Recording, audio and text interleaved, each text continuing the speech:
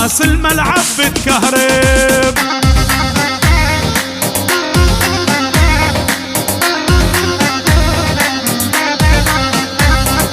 هي غلب الاسباني عالدور الثماني وبدنا نجيب الكاس لكل العرباني.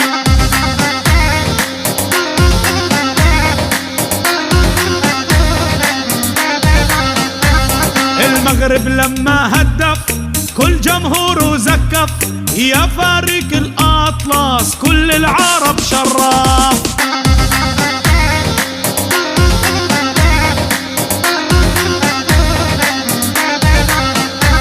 بونو أقوى الحراس والله بيرفع الراس، بدنا نظلك صامد حتى تجيب الكاس.